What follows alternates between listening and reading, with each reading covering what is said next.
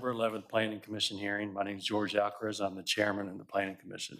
Today we have Commissioner Esteras not here, and before we get started, I'd like to ask Commissioner Costin to lead us in the prayer, followed by the Pledge of Allegiance by Mr. Parks.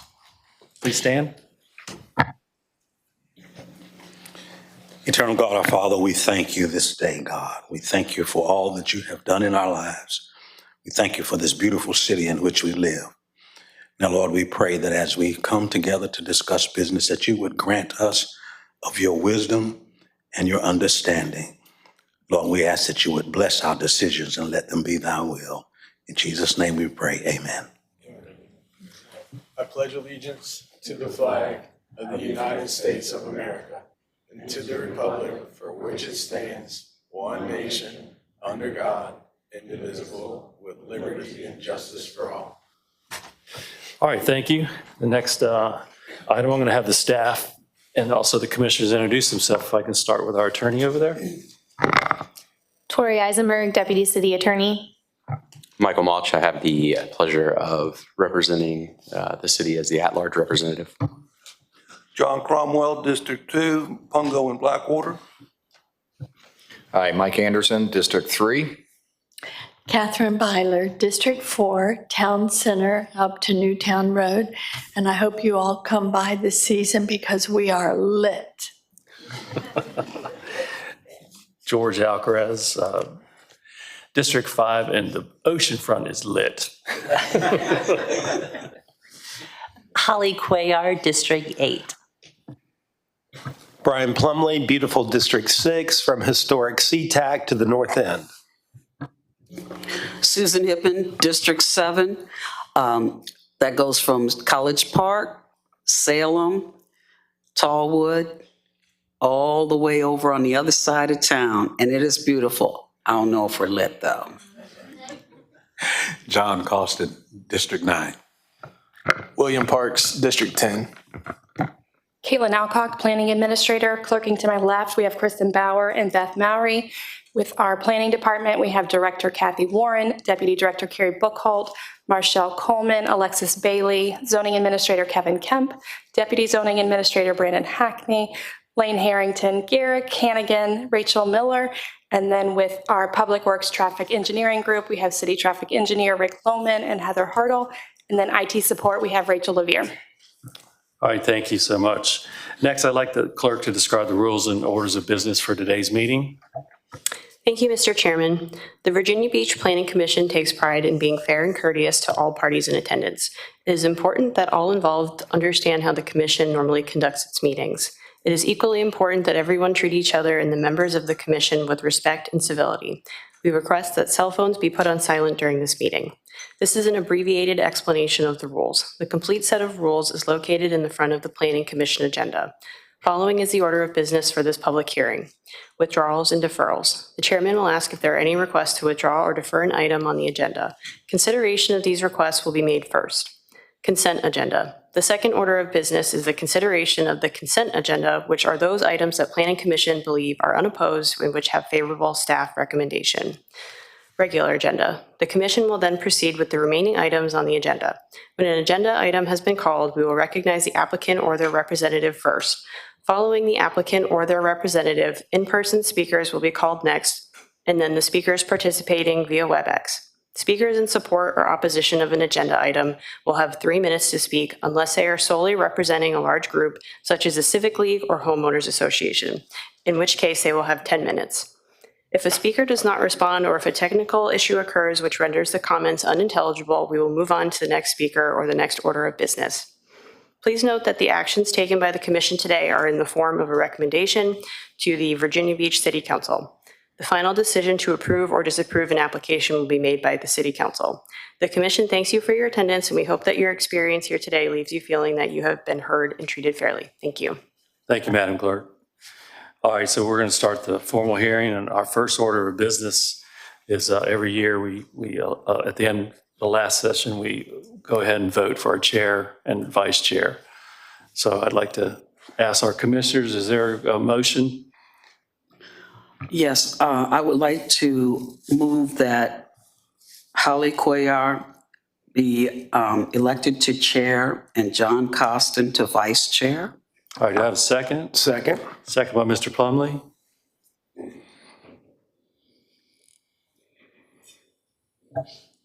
We're going to go ahead and do a verbal vote, starting with Commissioner Mach. Aye. Aye. Aye. Aye. Aye. Aye. Aye. Aye. Aye. Aye. By a vote of 10-0, the election of Holly Cuellar for Planning Commission Chair and John Costin as Vice Chair has been recommended for approval. Congratulations, Ms. Cuellar and Mr. Costin. Thank you. Did you want to say anything? Good. I just want to thank the commission, and I look forward to working together in the new year, certainly Mr. Costin as well. And we look forward to engaging with our neighbors here in the city and advancing the city of Virginia Beach. So thank you very much to our planning staff. We're incredibly grateful for their talent and for sharing it with our city. Mr. Costin, are you good?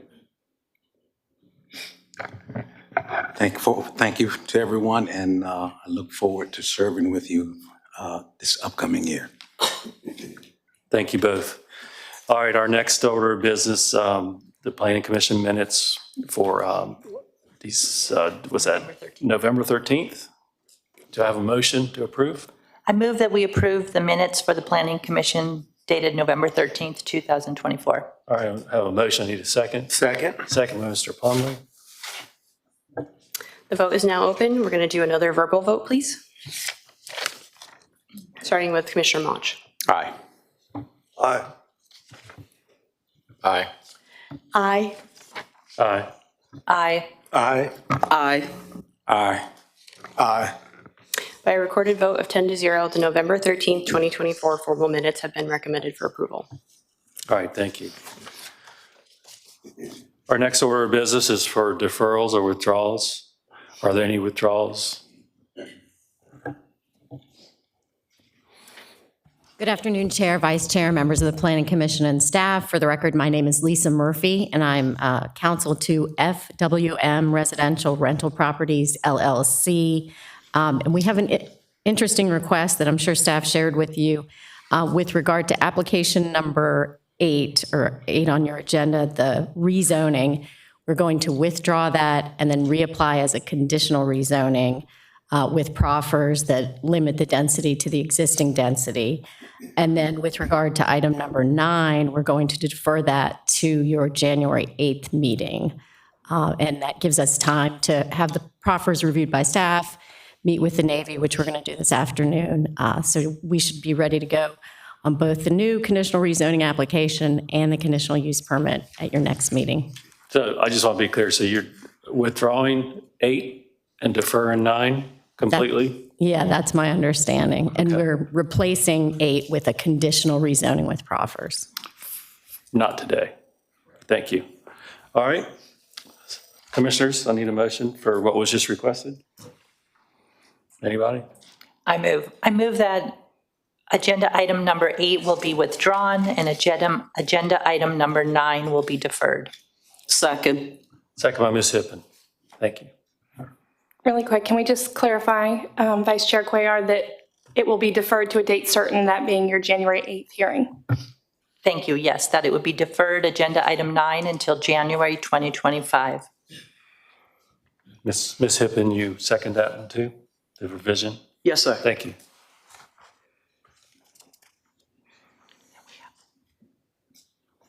The vote is open. Oh, sorry, do we have any abstentions? Yes. I'm abstaining. Thank you. For the reasons set forth in a letter with the city attorney's office. All right, thank you.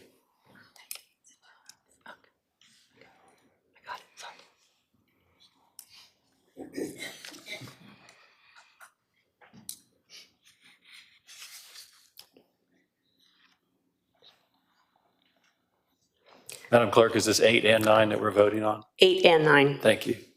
By a recorded vote of 10-0, items 8 and 9 have been recommended for, FWM Residential Rental Properties LLC, whereas number 8 for rezoning is being withdrawn and number 9, CUP, is being deferred to our January 8th hearing. All right, thank you. Excuse me, with one abstention from Commissioner Plumney. Thank you. Are there any other withdrawals? There are none. Are there any additional deferrals on the agenda today? All right, there are none. At this time, I'll pass it to the Vice Chair to do the consent agenda. Thank you, Mr. Chairman. Today, we have 6 items on the consent agenda. These are applications that are recommended for approval by staff, and the Planning Commission concurred, and there are no speakers signed up in opposition. Our first agenda item is agenda item number 1, City of Virginia Beach.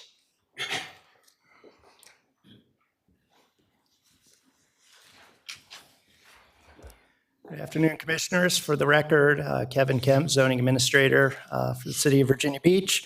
This first item is an ordinance to amend Appendix I of the City Code. This appendix is the one that regulates airport noise attenuation and safety. What this amendment does is it syncs up the City Code is in regards to reference to the state code, so it is consistent. The state code was changed recently, and this just syncs it up so we are consistent with state law. What this addresses is the disclosure and the requirement of property owners to disclose to leasees or when they're selling the property if a property is located in a high noise zone or accident potential zone. Staff recommends approval of this, as this will just make our code consistent with state law. Thank you, Mr. Kemp. Is there any opposition to this item being on the consent agenda? Hearing none, we'll move forward. The next item is agenda item number 2, City of Virginia Beach. Chairman Alcaraz. Thank you. This is a resolution for monthly meetings for the planning commissioners to meet the second Wednesday of every month for the year of 2025 from January to December, except for March, which will be the second Thursday of that month. Thank you very much. Is there any opposition to this being on the consent agenda? All right, commissioners, mark your calendars now. Our next item is item number 5, Commonwealth Brewing Company. Is there a representative here today to speak on this item?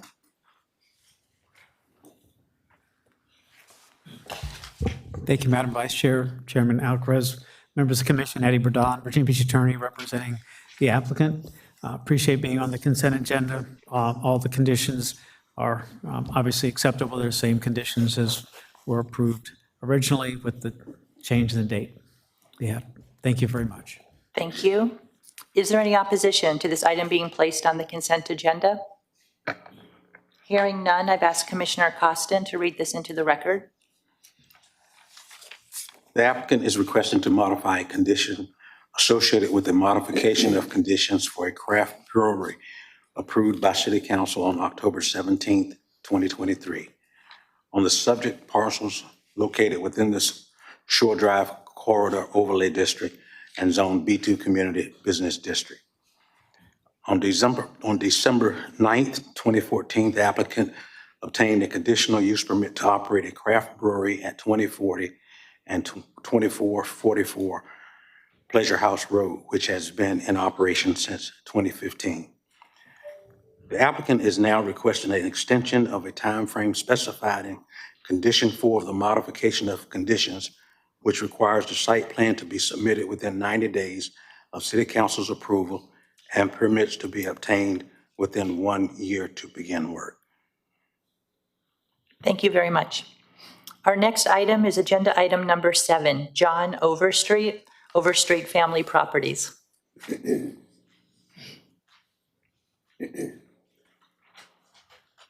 Welcome. Hello, I'm John Overstreet. And are the conditions acceptable to you? Yes. Thank you very much for being here. Thank you. Is there any opposition to this item being on the consent agenda? Hearing none, I've asked Commissioner Cromwell to read this into the record.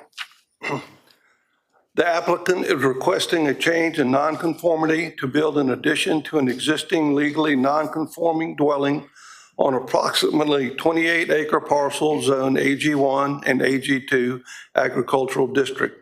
The parcel is operating as a farm with 2 residential dwellings, boarding of horses, and a dog kennel. The applicant seeks to enlarge the existing dwelling, formerly used as a sweet potato barn, by adding a 732 square foot addition to the dwelling and connecting to the existing structure through a proposed breezeway. The addition will consist of a bedroom, bathroom, closet, office, and laundry room. Hearing no opposition, we move to accept this application. Thank you very much. Our next item is agenda item number 11, Kaler Family Trust. Mr. Chairman, members of the commission, again, Eddie Burdon, Virginia Beach attorney representing the Kaler Family Trust. The 4 conditions as recommended by staff are acceptable to my clients, the applicant. Appreciate being on the consent agenda. And I'm going to give you all a Christmas present. I'm going to leave after this, and you don't have to listen to me today. Hope everybody has a wonderful holiday, and appreciate all your service. Thank you. Thank you, Mr. Bourdon. Have a happy holiday as well. Is there any opposition to this item being on the consent agenda? Hearing none, I've asked Commissioner Byler to please read this into the record. The Kaler Family Trust is the applicant, the owner of 630 Surfside Avenue. They are requesting to close a 7.5-foot wide portion of the unimproved and unnamed alley located adjacent to their property and to incorporate the closed portion of the alley into their parcel. This area has been fenced in and used as part of the backyard for many years. The applicant wishes to make it official. As required by city code, a viewers meeting was held on November 1 that included city staff from the Departments of Public Works, Public Utilities, Planning and Community Development, and the Office of the City Attorney to consider the request. The viewers determined that the proposed closure will not result in any public inconvenience, and they deemed it acceptable.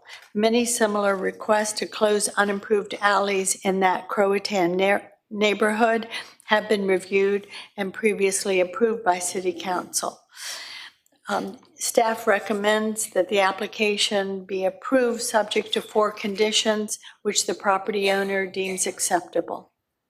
Thank you very much. Our next item is agenda item number 12, the City of Virginia Beach Development Authority. Is there a representative here today?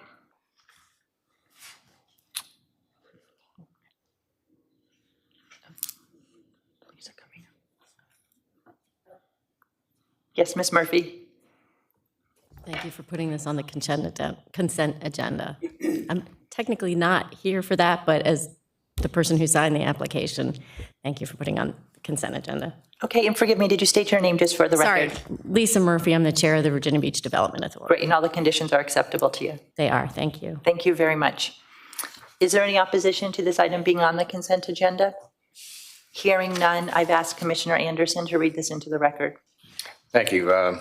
On August 20th, 2021, City Council granted approval for special exception for alternative compliance for the Atlantic Park development. The proposal consisted of 2 mixed-use buildings, residential, commercial, structured parking, and indoor-outdoor entertainment venue, and an outdoor surf park. The applicant sought alternative compliance for various uses and structures that either did not meet the prescribed form of the Oceanfront Resort form-based code or required a conditional use permit. Construction of the development is ongoing. A previous application for 2 major entertainment venue signs was approved by the City Council on September 20th, 2022 to allow for the installation of 2 building-mounted signs, one located on 20th Street and in the northwest block facing east, and other located along Pacific Avenue in the northeast block facing south. The signs will showcase a combination of static and animated text and images, as well as live streaming of the surf park. Hearing no opposition, we move to approve. Thank you very much. Mr. Chairman, that was our last item on the consent agenda. The Planning Commission places the following applications on the consent agenda. Items number 1, 2, 5, 7, 11, and 12. All right, thank you. Do I have a motion To approve this consent There's agenda. an additional abstention, unless I missed Mr. I was going to Plumlee's. call it out. Yeah, sorry. I'm abstaining from item 12 for reasons set forth in the letter with the city attorney's office. Thank you. I move that these items be approved by consent. I have a motion by Ms. Quaylar, Second. second by Ms. Byler. The vote is now open.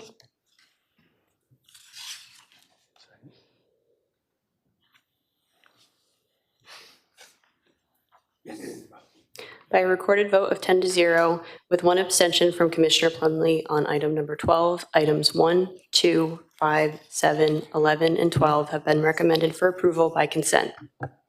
All right, thank you, Madam Clerk. So that concludes our consent agenda. If the staff that you've been working with will let you know when it'll be in front of City Council. Our next order of business is the regular agenda. Madam Clerk, you can call the first agenda item, please. Items 3 and 4, Dam Neck Associates, LLC. Mr. Chairman, I'm going to abstain also from this matter being heard today. All right, thank you. Thank you. Thank you, Mr. Chair, Madam Vice Chair, members of the commission. For the record, my name is Rob Beeman. I'm a Virginia Beach land use attorney with the Troutman Pepper Law Firm, here today on behalf of the applicant Dam Neck Associates. Joining me this afternoon are a couple of representatives of Dam Neck Associates, including Brian Cuffey and Lee Wesnage. I first wanted to just take a moment to thank Kathy and Marshall and the rest of the planning team for all their work on this application. They've been kind enough to meet with us and work with us over the last several months, and their feedback has made this a better application. We certainly appreciate that. The property that's the subject of this application is a 70-acre parcel that's located near the intersection of Dam Neck and General Booth. That was originally zoned by City Council in 1994, kind of split zoned. The eastern half was zoned for multifamily residential development, A18, and the western half was zoned B2 for commercial development. That sort of stayed in place until 2022, where the applicant came in and just did a modification to the eastern part of the property to substitute a different layout, slightly different layout, and different architectural elevations for the multifamily residential component, and that application was approved in 2022. So as of today, what you see on the screen right now is what is approved for the property. The eastern part has a specific site plan for multifamily residential. The western part is zone B2 without a specific site plan. Last year, the City Council, in consultation with the Navy, amended the zoning ordinance to permit previously approved dwelling units to be moved across parcel boundaries so long as they don't go into a different noise classification and so long as there's a 5% reduction applied to those units. And that's exactly why we're here today. The purpose of this application is primarily to take a portion of the units previously approved for the eastern part of the site and move those over to the currently B2 zone portion of the site to create a more vibrant mixed-use development instead of having the uses bifurcated on different sides of the property. In addition, we will apply the 5% reduction, which is required under the code, which mean a reduction in 15 total units from what's currently approved on the property. In filing this application, we worked closely with city staff to sort of put some additional meat on the bone in terms of a site plan for the western part of the property. As I mentioned, it's currently B2 without a site plan. We've proposed a conceptual site plan showing a layout that shows a very high quality development with key features that are consistent with the comprehensive plan and sort of what the planning folks look for in this type of development, including a very prominent main street that runs down the middle of the community with buildings pulled up to the street, not only on Dam Neck, but surrounding the main street as well. You see the parking is located in the central portions of the site to keep it off of the rights of way and screen it from view. We also have a great deal of amenity open space in the northern part of the property and a tremendous amount of pedestrian connectivity, not only through the property itself, connecting the various parts of the property, but up into the amenity space around the lake. And as was mentioned earlier, we have a proffered connection to Red Wing Park as well. So we believe this is a very high quality development. We are excited about the possibility of moving forward with this, and we certainly appreciate your consideration today, and our team will stand by for any questions. No questions? All right, we'll call you up after we have a couple speakers, I think, on this one. All right, Madam Clerk, speakers. At this time, we only have one speaker, and that is George Sawfield in opposition. Is it virtual? I have down that it is in person. What was the name again?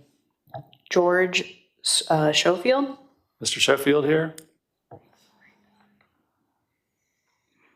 Okay, And that's all I have. all right. Any commissioners that would like to ask the applicant any questions? You do? Can you come back up? Thank you.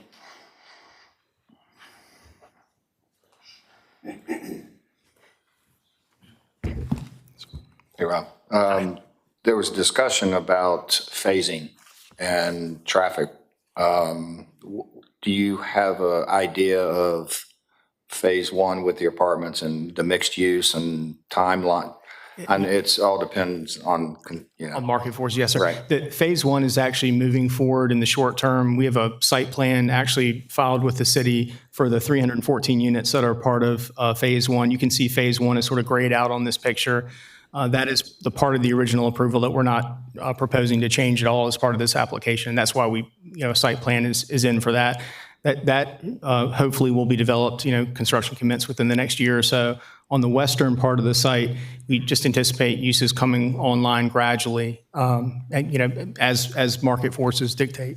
so phase two wouldn't be all the buildings, it would be upon. Correct. Not all at once. Yes, Right. sir. Yeah. And then second, real quick, we discussed, and I think, but I wanted to ask you about the traffic, the intersection at General Booth with the traffic light, and that's going to be installed as well, correct? That's exactly right. So we worked closely with Rick's team over the last several months and have prepared a traffic study and have agreed on a series of improvements that will be necessary to accommodate the additional traffic, which will be produced, by this development, which will include traffic signals at both Dam Neck Station Road, which is the spine road running through our site in General Booth, and then Dam Neck Station Road in Upton as well. Yes, sir. Okay. Good. Any other questions from the commissioners? None? All right, you can be seated. And right now we'll close, and if there's any discussion amongst the commissioners, none? If not, I'll entertain a motion. I move that we approve this agenda item. I have a motion from Mr. Costin. Second by Mr. Anderson. Any other discussion? Yes. Ms. Byler, go ahead. I would just like to thank Mr. Beeman for the presentation and all of the discussion and the work that staff did on this. I visited the site, I studied everything. I was concerned about parking. And my concerns have been allayed by the fact that every time they come in for the new expansions and for the commercial use, the traffic will have to be analyzed again, the parking will have to be analyzed again. And with that assurance, this application has my support. All right, thank you. Any other comments? All right, Madam Clerk. I believe there's an abstention on this application as well. He did already. Thank you. Mr. Plumey abstained. The vote is now open.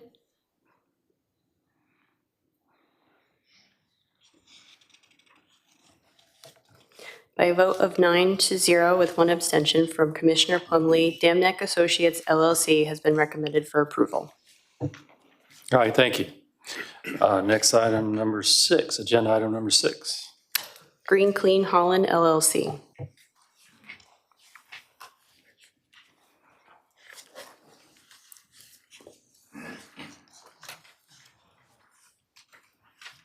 Afternoon, sir. Can you just state your name for the record? Good afternoon. My name is Grady Palmer. I'm an attorney representing the applicant. I want to thank the commission for the opportunity to speak in front of you tonight. I know that we've been here before, and this has been a difficult application. And I want to address Ms. Hippens. Why are we doing this again? I think that's a fair question. And one of the things that I think is different now than it was in May is the amount of support that we've received. Now, I was retained to represent this application after the Planning Commission. I've watched the video and I've seen the questions. And I think a fair point was made that we did not do a sufficient amount of citizen input and outreach. And so we immediately started doing that. And we received what I would consider to be a significant level of community support. And I just want to read into the record a letter that was written by the owner of the Timberlake Shopping Center. And to me, in my view, this was the reason to bring the application back. They wrote a letter, and it's in your packet, but I just want to quote from that letter. The economic health of the Timberlake Shopping Center depends in large part on maintaining business activity on its neighboring outparcels, which this is a outparcel to the main Timberlake Shopping Center. Allowing an outparcel to remain vacant, particularly along a highly visible road, can generate a perception of and cause a real decrease in business activity at the shopping center and the adjacent businesses. In the current economic climate, the redevelopment project that Green Clean is proposing is a welcome opportunity for the property and Timberlake Shopping Center to ensure increased business activity and curb appeal. In my view, that was the reason to bring this back, because as you know right now, this is a vacant Rite Aid. We're seeing these Rite Aids, Walgreens, all over Hampton Roads close. And I think it's going to end up becoming a problem and what to do with these vacant buildings. And that was a large part of why the letters of support that you've gotten, that the proposal is dramatically better in the opinion of some of the residents and the community members than the vacant building. Now, something will go there. Something eventually will show up and will be a by right use. Who knows what that is? But what I've seen over the course of my career is outcomes are better with conditional use permits and rezonings than just the by right uses that just can come in. And there was a Wells Fargo building on another outparcel on Timberlake Shopping Center that was just repurposed into a law office. What I think the difference is, you can compare that to what's being proposed, significant landscaping requirements, reduction in impervious surfaces, enhanced building design, all those things. And you can see the site plan there on the screen. All those things, as we're coming through the discretionary land use approval process, all those things have to be committed to. And I know there was a question in the informal, why do all this stuff? Why do all these accommodations, build bike paths and bicycle racks and all those things? We certainly support the pattern book, and it's forward-looking. It certainly has its place, but we don't believe that it has its place as commercial tenants turnover in shopping centers. Just like the bank was repurposed, this building needs to be repurposed, and that's what we're proposing to do, is to repurpose it into an automated car wash. You're going to hear from representatives of Green Clean that not all car washes are equal. They're just like the restaurant discussion. There's different restaurants for different clientele and what you want to pay. Same thing is true for car washes. It's not just water and cars and soap. So you'll hear more about that in just a minute. Timberlake Shopping Center is, in fact, a suburban shopping center, and it's just simply not going to change anytime soon. The outparcels will still be outparcels. The main shopping center will remain. It's almost, I think, fully leased right now. So that shopping center is not going anywhere, and all the outparcels that were platted with it need to function as outparcels, and that's what this proposal will do. It will allow the outparcel to function as an outparcel. So if you want to come get your car washed, then go visit a retailer in the shopping center. That's how outparcels are supposed to work and complement one another. So I think this is a good complementary use. Certainly understand staff's position on this, and that they would prefer not to have an auto-centric use on the corner. But outparcels, by their definition, are auto-dependent and often auto-centric uses. It's just the way outparcels are designed to work. Approving this would offer a measure of control over the site with a conditional use permit that would be stipulated with conditions to maintain the landscaping. All those things can be enforced by your zoning staff. A by right use would not have those sorts of things. So this is, I think, an improvement over whatever the by right use that would come in. And I do, in closing, just want to read briefly from the staff report, just for the record.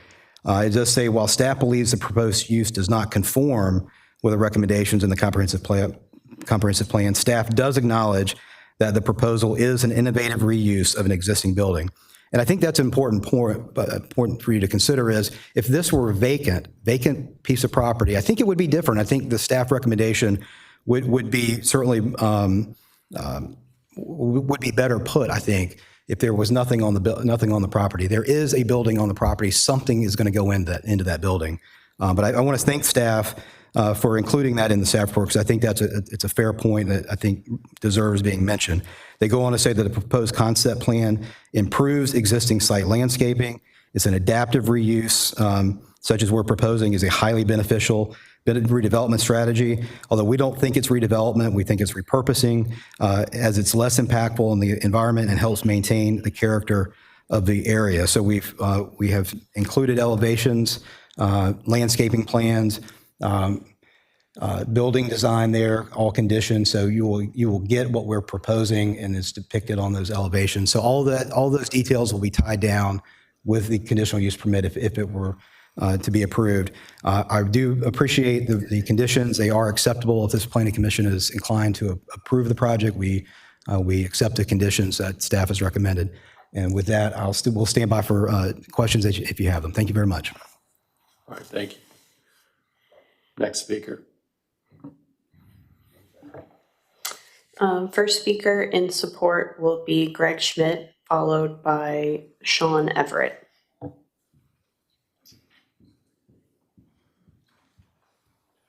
I don't know if it was, you have 3 minutes. Just want to make sure you knew that, so we weren't rushing you. Yes, sir. Okay. Understood.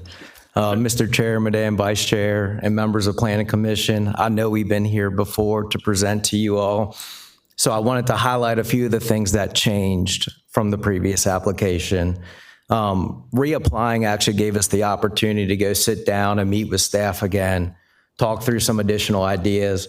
You will notice in the southern corner of the property, we've added an additional plaza area with landscaping, sidewalk, bike racks to provide an additional amenity to people navigating up and down South Plaza and Holland Road. We've also agreed to a condition to widen the sidewalks along both South Plaza and Holland Road to meet a minimum width of 5 feet, which is the desired width for ADA access and streets. I do want to point out a few things related to the design of the architecture and the site. Grady had touched on them, but we are increasing the amount of green space on this site by almost 10%. On a site that is just over an acre, that's a pretty big hurdle for us to overcome and a pretty big commitment from the developer to be okay with losing that impervious surface. We also are adding landscaping shrubs along the rear facade of the building, the western-facing facade that could be visible from Holland Road. What that will allow us to do is soften that long linear facade from the street view that does not exist today, that is currently where the pharmacy drive-through is. There are also, on that same side, there's a couple parallel parking spaces. We are including a sidewalk for pedestrian access from Holland Road into the shopping center with additional landscaping as well for shade trees. And the last thing I want to touch on that Grady had mentioned is, the reason we are here for a CUP is exactly what was discussed related to the by right uses do not give the city the opportunity to have control of the application.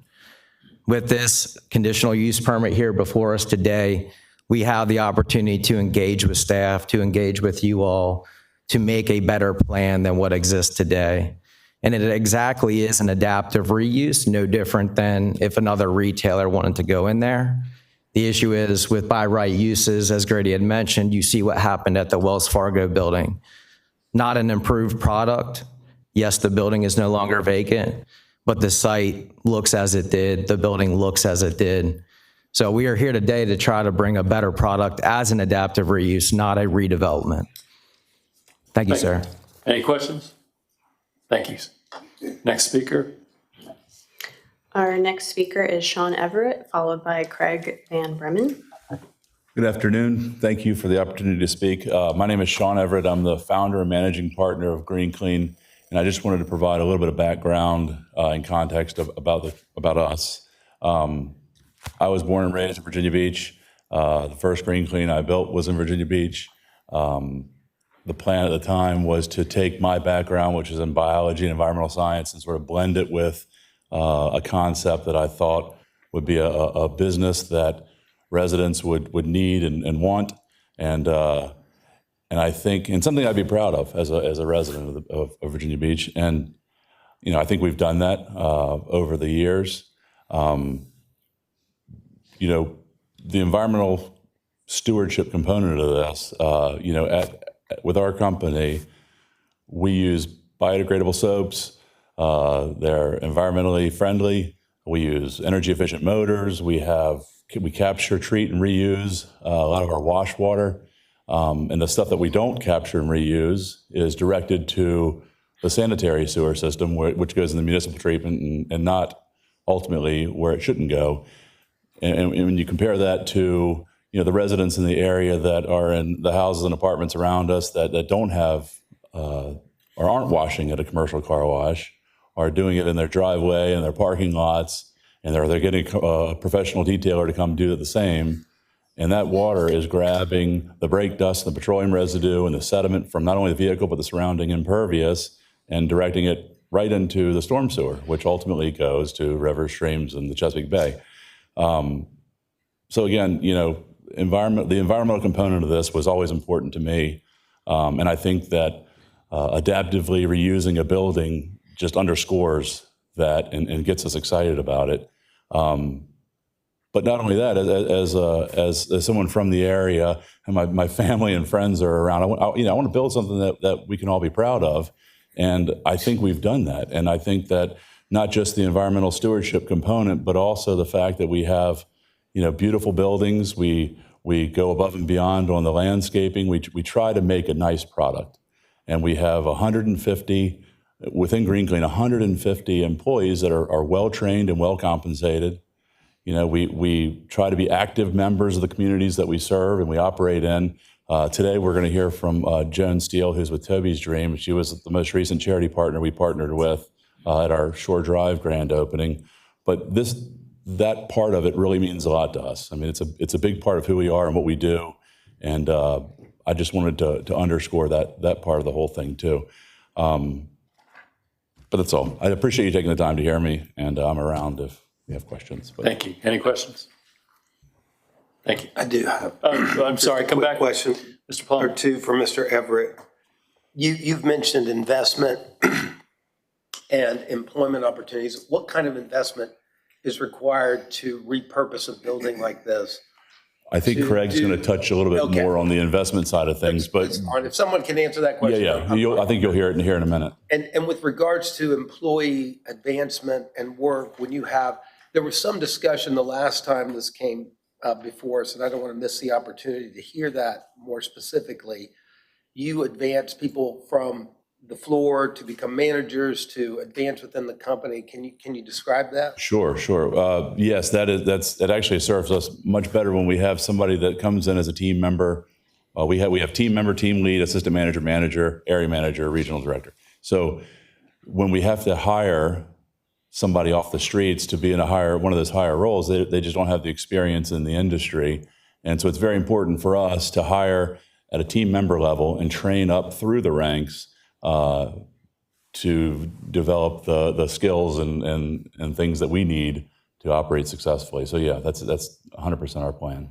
And you have a membership arrangement with your customers? Is that how it works generally? We do, yes. So it's a monthly membership, not unlike a gym membership. And the Truly Unlimited, you come, I'm not plugging the business, but Truly Unlimited, come in as often as you like, and they don't have to roll their windows down. They just drive on through, and it's very quick, efficient. Yeah. Thank you. Yeah, thank you. Thank you, sir. Next speaker. You could just state your name for the record. My name is Craig Van Bremen. I'm the Chief Development Officer for the parent company of Green Clean Auto Wash Express Wash Concepts. I'm terrible at using these microphones. I don't know why. I think that's because I'm short. Starting with just a little bit about EWC. EWC is the parent company of Green Clean, just like you were talking about. We have employment opportunities that we really like to hire from within, but not just working at the wash. We like to bring people in. A lot of people don't have a college degree, and we provide a real working wage for people to come in, learn skills, and whether they take those skills and they go to another company, that's fine. We want to help them, and we want to help them move throughout their career. But if they can work their way up to a position in our marketing department, our operations team, in senior leadership, in our construction development team, and in our IT teams, there are pathways for that, and that's all we're about, is helping people to grow within the company, earn those skills, learn those skills, develop them so they can hopefully stay with us. But if they choose to move on, that's okay too. So as Sean said, we have 150 people that work for us now in the Hampton Roads region, 30 to 40 in Virginia Beach alone. This will add another 10 jobs once Holland Road hopefully is approved. EWC at large has 1,000 people now working for the umbrella.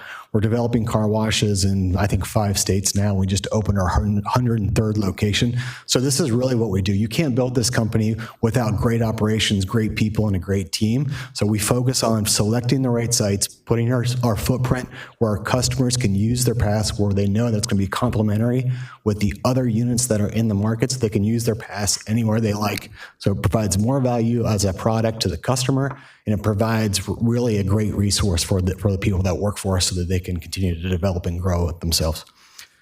The car wash industry, there are a lot of car washes, but the car wash industry has grown in the way that we want it to grow, right? So in 1996, 21% of the people used a professional car wash service. In 2023, 79% of people used a professional car wash service, which is exactly the behavior as community leaders we want to see, right? We don't want people washing in their driveways or at the Aspen apartments across the street washing in their parking stalls. We want them using a parking or a professional car wash so that we're collecting all that, the sediments, and that we're using our reclaim system so it's not going into the storm system, so that's not ending up in the Chesapeake Bay. So the more people that are actually washing at a professional car wash, the more environmental impact we have locally as well. So there's a reason for the growth in the car wash industry, and that's because the demand really has shifted from washing in your driveway to the convenience of washing at professional car wash services.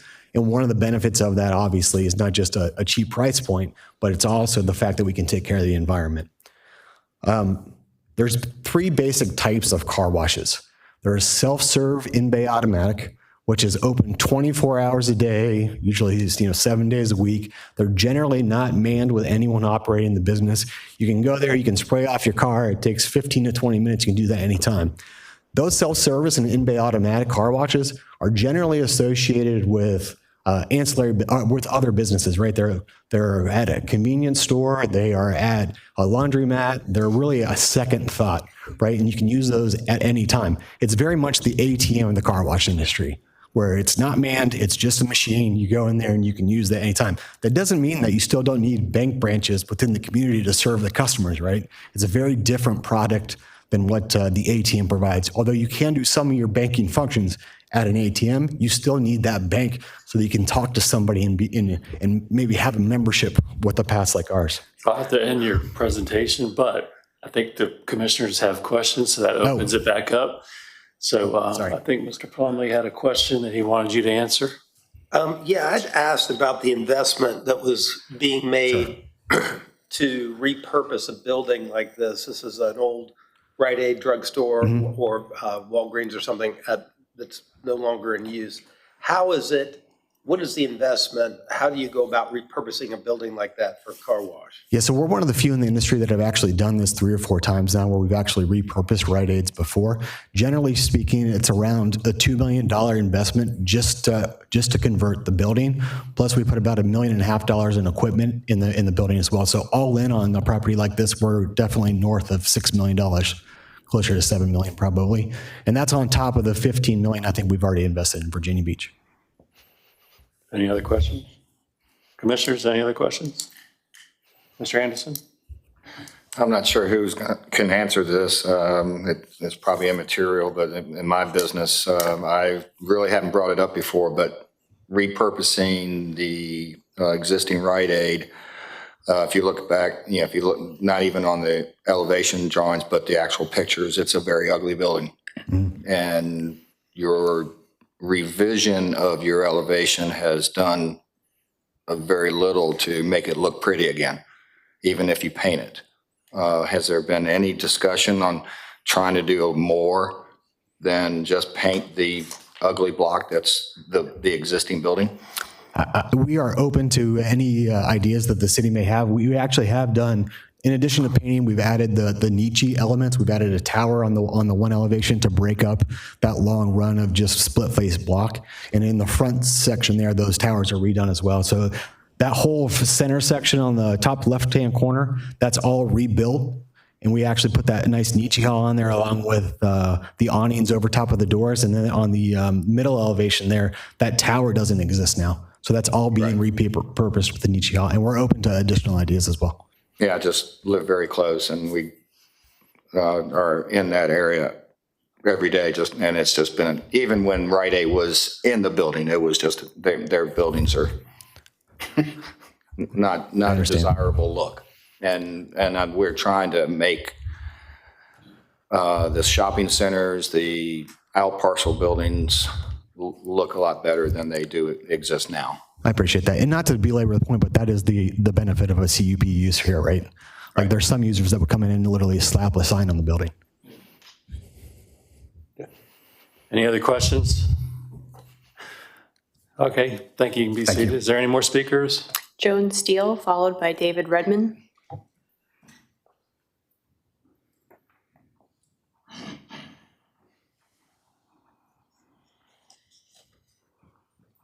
Afternoon. Good afternoon. If you can just state your name. My name's Joan Steele. I'm Executive Director and founder of Toby's Dream Foundation. So you may not have heard of us, but we're a local charity serving local children. We grant them dreams for children with cancer and other life-threatening illnesses. Some of the dreams that we've granted, over 650 in the last 15 years. Disney World, meeting Taylor Swift, going to NFL games, whatever the dream might be. So in July, Green Clean contacted me to be a benefactor of the Shore Drive grand opening. Usually these types of things may bring in $1,000, maybe $1,500. That grand opening brought in over $7,000 for Toby's Dream, which was huge for us. Last week, I got notice from the corporate office, they're giving us another $5,000. It's a great company. The Shore Drive location is a bright light. If you drive down Shore Drive, it has great curb appeal. The people are very, very friendly. I have been honored to partner with Green Clean, and I hope that we continue that partnership. Thank you. Any questions? Thank you. Thank you. All right. Next speaker. Our next speaker is David Redmond, followed by David Johnson.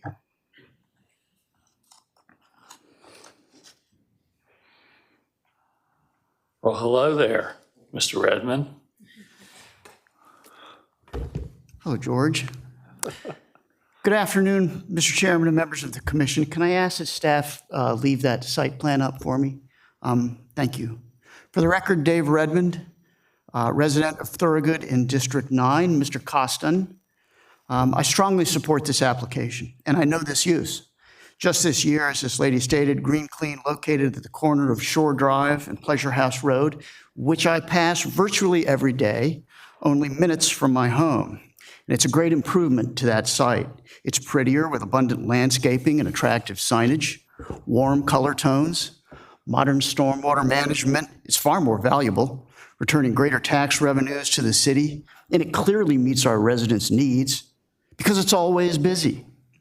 Meeting public needs is sound land use policy, and we are talking about land use. This application promises the same benefits to the general public and the built environment, repurposing an older, unattractive structure to the same public good. But here, the site plan is even more impressive, the improvement greater. The applicant has gone to extraordinary lengths. And what land use policy encourages ugly, vacant buildings instead? I have to admit, I'm baffled by the staff recommendation because it just seems backward. It says that this use, by virtue of being automobile-oriented, somehow violates the 2023 pattern book and the comprehensive plan in the suburban area, Well, suburbs have cars. It's almost the definition of a suburb. Holland Road is a 4-lane divided urban arterial with 37,000 vehicles traveling on it per day. We're not in the wilderness here, and we're not abandoning the automobile anytime soon.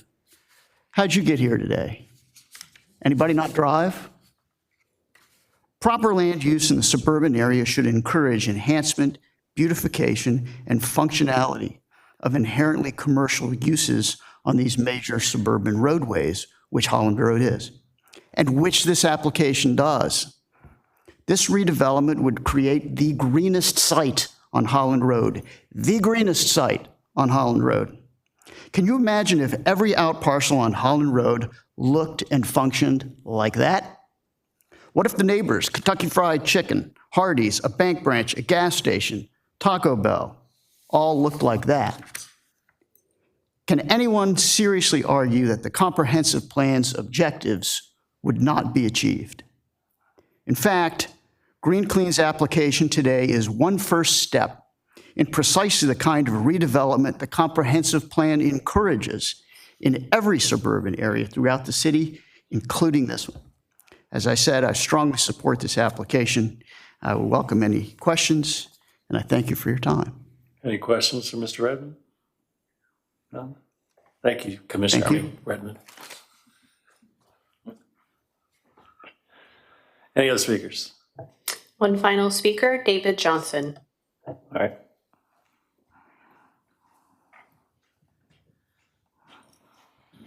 How you doing, sir? You just state your name for the record. David Johnson. I apologize, my first time doing this as a citizen. It's okay. Mr. Chair. I brought some visual aids. I did not turn them in time. I apologize. I'm speaking from the position of opposing the concept of the car wash that is to be potentially developed here. If you, being a resident of the area, and I travel on it every day, there are, in a 1.5 mile range of this location, 6 car washes, to include a car wash facility within 1/3 of a mile of this proposed location. And then another car wash facility within 3/4 of a mile that is of the same concept, the express wash concept. It's not an express wash. I think it's $7 express wash. It's not a Green Clean facility. As they stated, yes, Green Clean is a local company. However, it was acquired in 2021 by Express Wash Concepts, which is headquartered out of Etna, Ohio. So it's a large, they're medium to large in the car wash industry. They're not really a local like they once were. They've sort of moved beyond that. The proposal talks about beautification but doesn't talk about the infrastructure impact. A Rite Aid pharmacy in and of itself, or a retail space in and of itself of that area, is very minimal use and very little stress on things such as water, sanitary sewer, traffic, and road usage. A car wash is going to increase your road usage, increase your sanitary sewer requirements, things of that nature. So there's already issues with sanitary sewer in that area. And yes, the city is making improvements, but are we going to add to those sanitary sewer issues before we can get to that?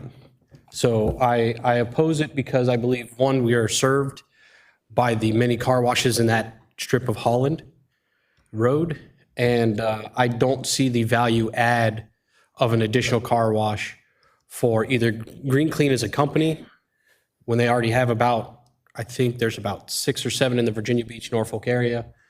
And it doesn't seem like it's the right concept for that corner. I think something else, you could have another auto-centric business, you could have another retail business, but I don't think that a car wash is what that corner needs. All right, thank you. Any questions? Mr. Bowman? I'm sorry. Do you mind repeating your name? I apologize. David Johnson. Mr. Johnson, so you say you drive by that corner regularly? Yes, I do. Do you live close and near that? I live at Holland and Rosemont is the major intersection near where I live. I see. And do you, what's your work? I apologize. Military, so. You're military? Okay. Thank you very much. Any other questions? All right, you can be seated. Thank you. Thank you for your time. All right, if I can have the applicants, is that it for speakers? There are no other speakers. All right, if I can have the applicants come forward and rebut what was said, if you'd like.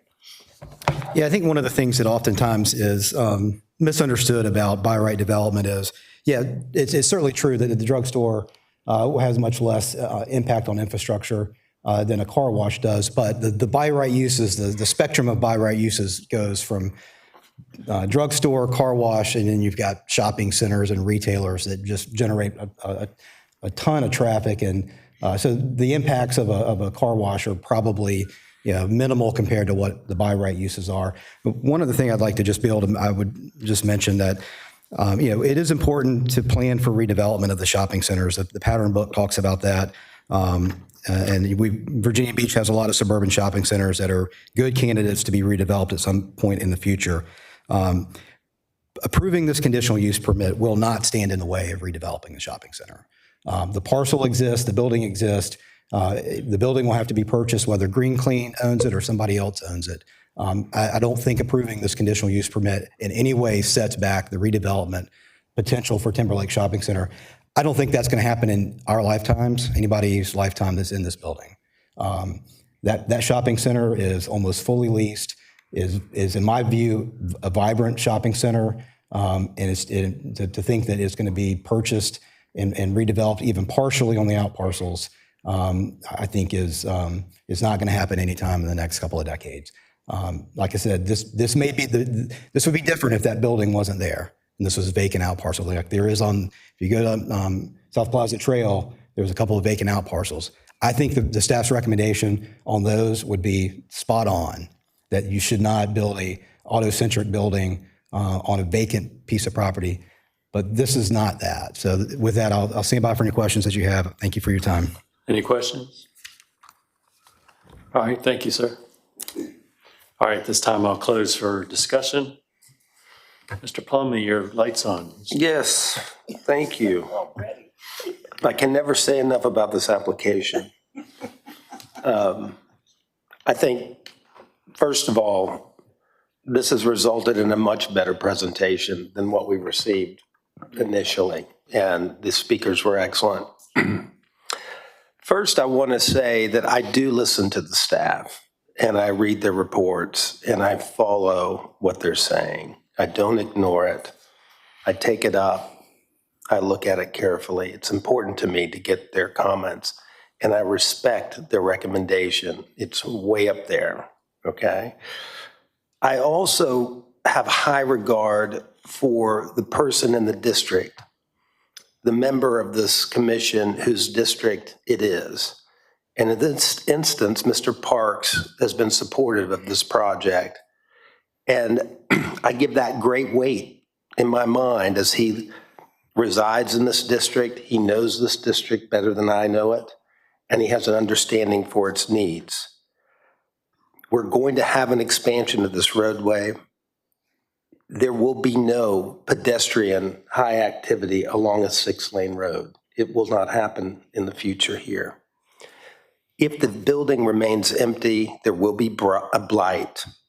But if we allow this private industry to beautify this site with an attractive building, we're going to see an economic revitalization of that corner, and it will lead to improvement of the shopping center.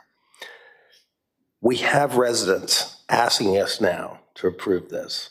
As before, there was no one speaking up. Now we have folks writing letters of support, including the owner of the shopping center. We've heard about the ecological value of the business model, that they improve the water quality. We've heard about the complaint about competition. But if a business owner believes that there's sufficient business, I'm not in a position to say that their dream should be put on hold, that they are willing to make a very high, you've heard this, almost $6 million investment at this location in our city. It's a very unique business model that allows advancement. I could go on about the commercial pattern book, but you heard me this morning talk about it. And this is not about redevelopment. This is a project to reuse the site. The applicant's representative, Mr. Palmer, pointed out that there are a lot of by right uses. They don't have to come here before us. That will make none of these plantings, none of these improvements at this location. So we will see this continue in its current mode as long as it's used as a by right. I think this conditional use permit gives us the ability to control this site that we currently don't have. And this is an excellent application that will increase the tax revenues of the city. So for that reason, I'd like to make a motion when appropriate. Yes, thank you. Right now, I'd like to hear from Mr. Parks and then Ms. Hippen. Yeah, I would just like, as Commissioner Plumlee mentioned, this is my district, and I was supportive last time and will be again. I just think that we don't want blighted buildings anywhere in the city. I agree that the pattern book says that it needs to be an out parcel that for a future shopping center could possibly happen. But as mentioned previously, this doesn't stop that from happening. It's just a use that can happen in the interim, which I think, as mentioned, we asked for some more community outreach. The applicant went back and got it. We asked for some site improvements to make it a little bit more walkability for some of the surrounding neighbors. I just think this is a good use of the land that is currently not being used, and is a great application that has gone through multiple iterations. So for that reason, I do support it. All right, thank you. Ms. Hippen. Well, since you called me out at the beginning of your presentation, I do want to commend you for a much better presentation this time. That is not the district I represent, but I'm a frequent flyer in that area, as my favorite nephew lives right around the corner. When I talked to him about it, his response was, another car wash? I admire the technology that you have with the environmental impact that you mitigate. I still question that we've been brought back, and it seems like a lot of blocks have been checked, okay? I was the one that said, well, what's going on with this talking to the community, okay? I got a lot of, we've got this data and that data, and no one in the community had been talked to. It amazes me that the only citizen who lives in the immediate area that came to speaks in opposition. I think you have a good business model. I really do. I just don't feel that it should go there. And for that reason, I will maintain my non-support. All right, thank you. Any other speakers? Any commissioners? Ms. Byler? This is a difficult application for me. I've given it a lot of consideration this time, as I did when it came before us previously, and I understand why it's back because of City Council. I struggle with it because of the same reasons that were presented by staff, and that is, this is an aging site. It needs to be redeveloped in a way that is in accordance with our comprehensive plan and that is neighborhood concentric. My concern is that this isolated out parcel is not neighborhood concentric in any regard. And if you were redeveloping the whole shopping center now, this is not what would happen there. I also respectfully disagree with those who said that no one's going to be walking by there. One of Virginia Beach's finest and most used parks is only about a half a mile away, if that. Mount Trashmore is important. There's a big walking path there There are all kinds of play opportunities for children, and I do see this being on the way there from the neighborhoods to the park. And for those reasons and the many reasons that staff cited, I will support staff's recommendation not to approve the application. All right, thank you. Any other commissioners? Ms. Quaylar? Yes, so I've been thinking a lot about this application, and I'm just going to say that it's not as complex as I thought it was. One of the greatest takeaways that I've learned today is that not all car washes are equal. I do agree that we have a saturation, but I was really impressed with the presentation and particularly the investment in the people. We're creating 10 new jobs. We're creating opportunity for individuals to grow. We have a workforce development issue here in our city, and I'm willing to take a chance on this, and I'm going to be supporting it. Thank you. Mr. Costin? Yes, I take what staff has to say into great consideration as well. But we're appointed here because the comprehensive plan is not a law. It's some guidelines to a place we want to be. And can we get there? Who knows? It may take a long time. Many of us might not live to see some of the things that are in the comprehensive plan. But this property, which I think if we were to sit vacant, would hinder whatever might else happen in the area. A vacant building just sitting, and it's very prominent because it's on the corner. So I think I would support it because what we want ultimately is way at the top, and we have to grab sometimes what we can because nobody's paying for this except for a new developer. The city's not going to pay for any of this. And the things that do get done a lot of times get done by grant, and it takes a long time because grants usually don't provide enough money to do what you really want to do. So I like to support it. All right, thank you. Mr. Mullins? I'd just like to make a couple of observations. I think first, I mean, the Green Clean, I think is, should be thankful for the consideration of investing in Virginia Beach. I think they have a wonderful product. I think it's a wonderful business model in this time that we're in right now. Being able to repurpose and use an adaptive reuse of a business that we see are vacant on a few corners. It's very timely with the Rite Aids going out and them being able to use and utilize that space.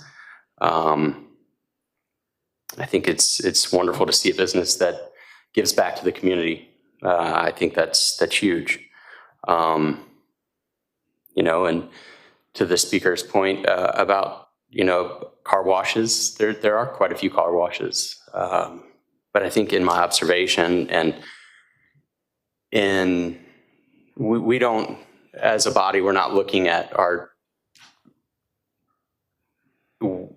that type of stuff. We're looking at land use, not necessarily what everything else goes into it.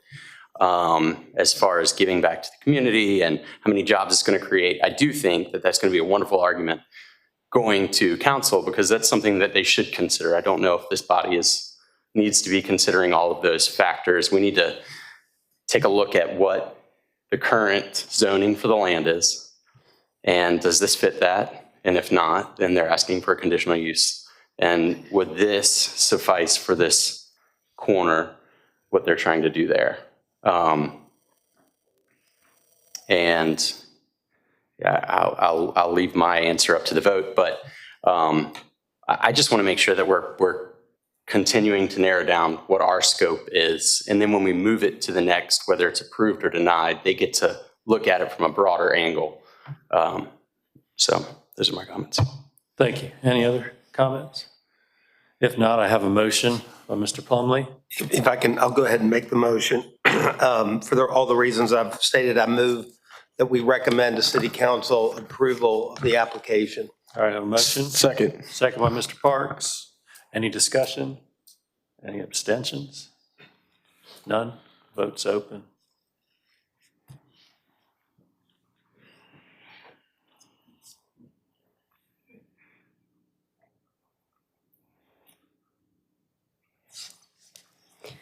By a vote of 7-3, items number 6, Clean Holland LLC has been recommended for approval. All right, thank you. Next item. Item number 10, Bianca Evans. Hello. Vice President, Chair, and Board. This is my first time, so forgive me if I have said it wrong. It's all right. Just state your name. I am Bianca Evans. I am the owner of Footsteps Childcare. Okay. Just state why you're here and what's your application about. It is about a conditional use permit to have over 4 kids in a residential area.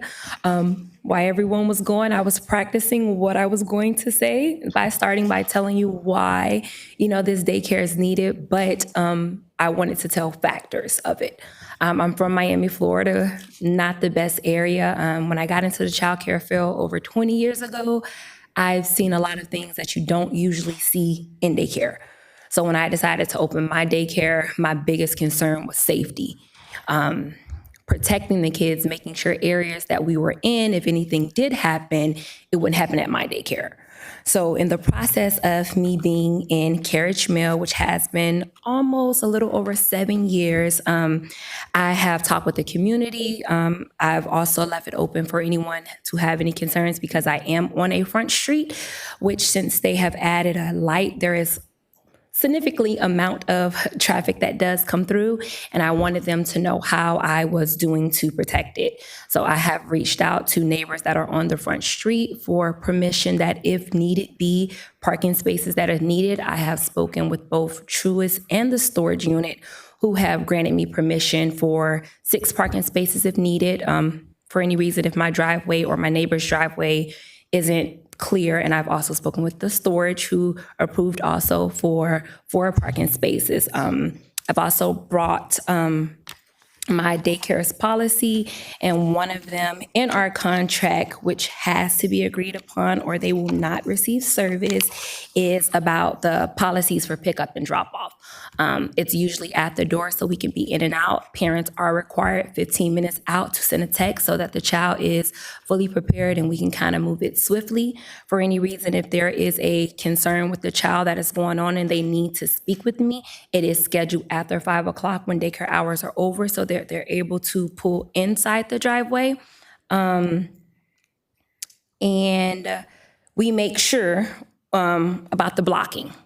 I do know I was able to talk with a few board members on the HOA to just basically get their support and ask if it was anything that they were concerned about. And majority of them were okay with that as long as neighbors were okay with us idolizing other parking spaces. But like I said, we've been there for quite a while. We've never had parking. Actually, a lot of the HOA members were not even aware that I had been there that long. I also provided pictures on the times that I would say that the road is most congested. It would be between 7:20 and 7:30. That is when the elementary school bus that actually comes in, that's the yard, comes in on that middle street to show that they've done a lot better with parents not blocking it. Not sure if they have that one, but I also brought it in. The next time traffic would be congested is roughly around 2:50 to 3:15. That is when the elementary bus is bringing it back in, and that is showing bank parking lot, my front parking lot, and also down. And the next time is roughly 5 o'clock, which is rush hour traffic, and it is people coming in from that middle intersection. My 2 vehicles are not in my driveway during my work hours. They're in the bank's parking lot so that I openly have 2 parking spaces. The neighbor beside me with the white SUV, her vehicles are not usually there. I also have permission for that one. And then the 2 houses on the opposite side from me, they tend to be home throughout the day, but I do have access to each of those parking spaces as well to make sure that I make sure the road is not congested. And that is everything. All right, any questions? Ms. Hippen? So I don't live very far from you, and I'm very familiar with that traffic light that they put up, and I was very thankful when they did it. You said you've talked to the HOA? The actual president, they actually scheduled a meeting that I actually requested to be present. I was not because I was out of town, but if my understanding, there are 5 members on there. 2 were for it, 1 was opposed, and then the other 2 were opposite of it. But one of the board members, I've kept their child. So they're very much familiar of how long this daycare has been going, and I'm kind of popular in the community as the blow-up house lady because I always keep the yard decorated throughout the community, and a lot of the kids come over during summertime because we have like after-school events for the bigger kids. That's just kind of my way of giving back. So how long have you been doing a daycare? In Virginia, I've been doing it since 2013. At this location? And at Carriage Mill, I have been doing it since 2016. Okay, so you've been there. So this is not initial, this is, okay. Yeah. And you explained the parking. Those were the questions that I had. Okay, Mr. Parks, did you have one? Oh, your light was, okay. Oh, sorry. Mr. Plummer? So what gave you the idea that you needed to increase the number of children that you're serving I am and families? actually in the process of going through a contract with the Navy as well as social service. So the numbers would need to go up. Any other questions? Mr. Anderson? We discussed this earlier. There's a picture of the backyard, the back deck, but it doesn't really show a lot of recreation area. What's So for in the that one, yard? I actually made a huge investment on this property. So it is a tri-story. I personally, having kids, did not feel it was safe to have kids traveling down the stairs. So that is a model of what I have done. I had the deck completely extended. I've had the fire marshal out to determine roughly 8 kids can be on there at one time, but I stopped them from going down the stairs. So it would be a little bit more safer.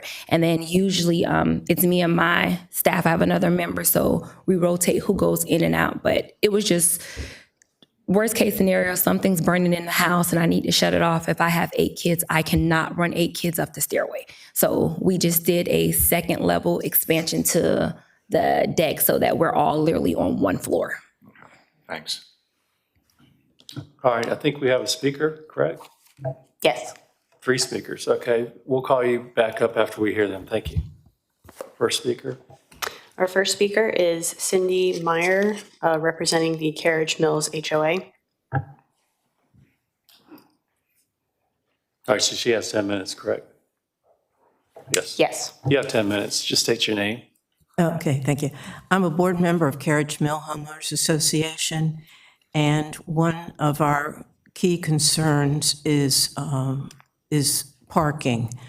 The units have 2 spaces, and guests usually park at the end of the driveway with the part of the vehicle sticking out. Parking is a concern, especially on the Canterford Lane entrance. In addition, at that light, only 3 cars can exit at one time. There's also increased by drivers on Canterford Lane for the people exiting the adjoining commercial businesses onto Canterford Lane. And when they do this, there's not even a stop sign, so you just hope that they will stop and go through.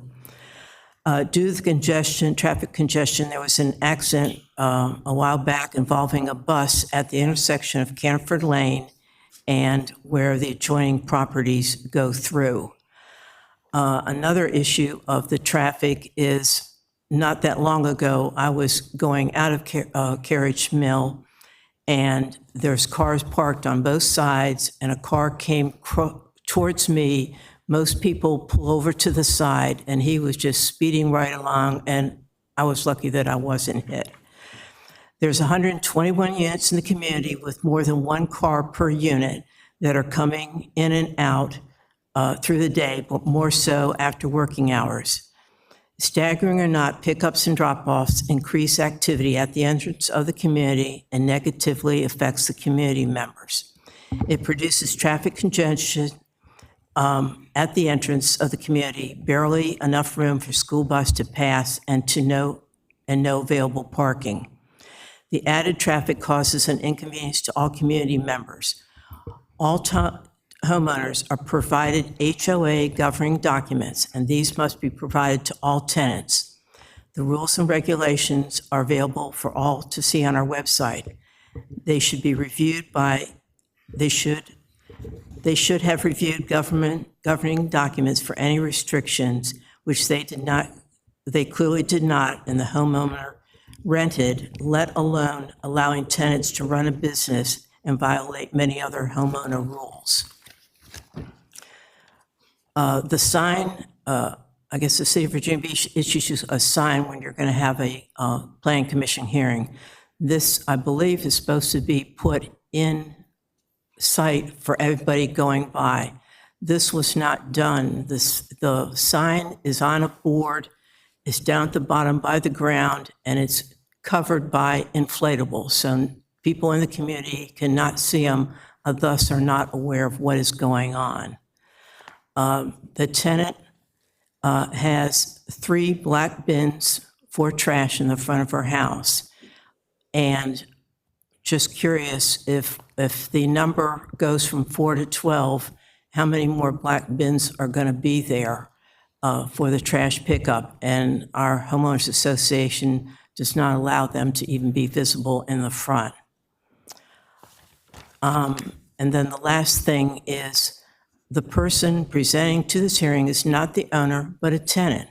The owner did not submit a request to rent his property, nor let alone a request for the board to allow the tenant to conduct a business from the home. Carriage Mill opposes this request for the traffic issues, which when some houses, when I moved in, people had like 2 cars. I know some units that have 4 or 5. You can get 2 in a driveway without interfering with the street, but it's just an overload of cars. And even though they're staggering, it's still, when the people come by, that's the area where they're exiting it out. Thank you for your time. Hold on. I just want to make sure there's any questions. It looks like we have a couple questions. Mr. Plumley? Ms. Hippen? I'm sorry, ma'am, I didn't catch your name. Cynthia Meyer. Ms. Meyer, and you reside in the subdivision? Yes, I do. Were you aware prior to the request made to the board of the services being provided? No, we were not. We were kind of blindsided. The only way I found out is that I saw a sign in her front yard with some items covering it, and the sign was down, basically touching. I had to get up to see what it was. We were not told by the owner nor the tenant that this issue was going on. And if we had not seen that, if I had not seen the sign, would not have known. So you saw the sign for this hearing, is what you're saying? Yes, we knew nothing else. And you're saying the board had not been contacted by the applicant? Prior to that, no, she has not. I think what she might have been talking about, I got a text yesterday and they were talking that the tenant wanted to have a meeting. But other than that, I don't know of any meetings that were scheduled. I don't know of any votes that were held. I was not given that information. And I just want to make sure I understand, because you named a number of objections, but it sounded like the board's objection is over traffic. Is that fair? Yes, it is. And that's at the intersection. Is that the noted traffic? It's the whole thing, but basically for where that unit is, it would be from Kempsville Road to where that storage facility is. That's the biggest one. That's where the bus had an accident, and it's just very busy. Okay, thank you. Ms. Hippen? Okay, so you're stating that this is not the owner of the property? No, it is. She is not the owner. Okay, and now we've got conflicting, because she says that she had a meeting with you guys and you did not. What is your position on the HOA, just out of curiosity? I'm a board member. There were 4 board members that were talking, and I don't know if this happened I got a text saying that she wanted to meet with us. I had other things that I couldn't make that yesterday, and I didn't hear anything back. But prior to that, the key thing is that the owner never addressed it to, it should have been addressed to us first by the owner, that this was coming about, not the tenant. I believe he's signed off on it on some document. And your HOA is a binding HOA? In other words, your rules are enforced? We try to do it the best we can. As with all homeowners associations, it's hard to get people to get enthusiastic about being on the boards, and a lot of it is enforcing documents and rules, and it's not easy. Okay, so I want to hit on the traffic issue because I'm very familiar with that intersection. I have walked up there, I've driven through, and I know about the cut through. That's how I go to Brewster's. Guilty as charged, okay? The cut through. The cut through, in other words, coming into Canterford and going behind Walgreens and coming around to go to Brewster's. That's where a lot of, I haven't been to Brewster's in a while, so. So she's saying that she's got permission to park over in the parking lot or to use the parking lot, and you're saying that parking is now, wait a minute, let me pose my question, okay? You're saying that the traffic is a problem. Is the traffic from her business the problem, or are you stating that traffic is an issue at that intersection? Because I don't live there, but I do live in the area, and I know that traffic is an issue at that light, period. Traffic is an issue for all of Carriage Mill. What makes it worse is the people coming in or going out through those businesses. And also will be increased because the cars are having to stop at the front, especially on trash day. You know, we put our trash bins out night before. They have to stay there till, and waste management schedule can vary. So in other words, it could be there till the end of the day, trash gets picked up and you can take them in. So then there's no place to park in front of her place to pick up children. I don't know where she's talking about the park. I'd be really curious about where that is. She stated that the storage place and the bank told her she could use parking places there. That's why I'm asking, are the traffic congestion issues because you only have one ingress and egress from your development? Right. Or is it because of her business? Was there before, but it's going to can possibly be enhanced by the cars starting in the morning to park, pick up the kids, and the cars are going out. There's just not the space. Oh, I know, and I know people park on both sides. Okay, thank you. Thank you very much for your answers. Okay, thank you. Yeah, I have a question here from Ms. Byler. Quick question. First, thank you for coming. Are you here as an individual who lives in the neighborhood who happens to serve on the board, or are you here in official capacity representing the board's position? I'm in official capacity with the board, which is why I was given the 10 minutes. I've lived there since 1986. I've seen the growth of units and people. And again, just that day that I thought I was going to be hit, I was getting ready to call the police and do something. But did the board address this issue and ask you to represent them here? Yes. Okay, thank you. The issue was we all talked about it. A lot of them are working, and I offered to come, and we all got together on what I would be saying. So it was a mutual decision of all of us that are opposed of that. Thank you. All right, Mr. Monch. Did the board take an official position as to support or oppose? I'm sorry, what was that? Did you take an official vote to support or oppose, or was this just the people that had like-minded on the board asking you to speak on behalf? we all agreed. And that's all I can say, we all agreed. Quick question for you. HOA rules, we don't take into consideration anything. Okay, thank you. I knew that the homeowners rules might be an issue, but I just thought we thought that would be helpful to see the whole scenario, that we do have rules and guidelines for a purpose like every homeowners association does. We have those advertised and we hope people will pay attention to those. And again, in this situation, the owner who doesn't live in this area just made decisions. All right, I have one more question by Ms. Hippen.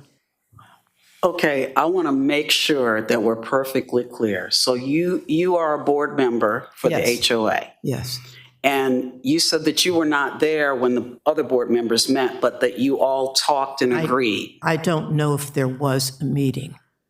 I do not have a text or email saying that one was held. I knew there was a text saying that she wanted to have one, but I didn't have anything. I didn't hear anything more, so I don't know if one was held. Okay, the reason we're asking that question, okay, and I'm sorry it's frustrating for you, I can tell.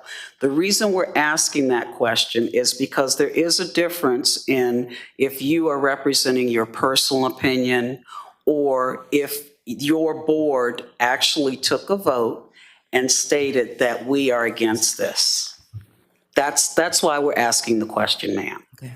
And again, I apologize that it does frustrate you. Again, we did not have an official vote. We all discussed about it. There were no negative opinions in the whole scenario. We all got together, tried to figure out what we can say, what we need to cover to state our fact. We weren't all in the same room. We've had many texts. It was a mutual decision. There were no dissents whatsoever. And that decision was amongst yours? To oppose this, send a representative to the Planning Commission and state our opinion. All right, Mr. Anderson? This is getting more confusing as the minutes go by. And I really think that there's a lot of questions that have not been answered and need to be answered. And I don't know if we can, but I would ask for a deferral. So these questions could get answered, go through the proper channels with HOA, the owner of the townhouse with the renter, and then come back in front of us if that works. Okay, we have a couple more speakers, and then we have several more up here, too. No, I was just going to add that I think once the applicant has had a chance to rebut, and it may be appropriate to discuss a deferral, but I think that's the point. Mr. Costin. I don't know, I've been hanging around here a while, but I thought we kind of stayed out of the issues between an owner and their owners association. That's for them to handle. We don't have anything to do with that, really. Okay. Thank you. Mr. Cromwell, I'm sorry. Did I understand you to say that your homeowners association forbid any businesses to be established in the units?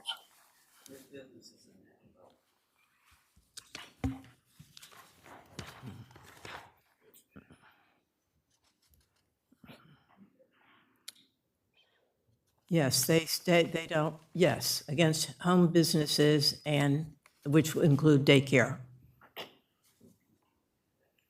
But that happened because the owner probably did not go through the proper channels. Okay. Thank you. Okay, I know for a fact that there are businesses in that development.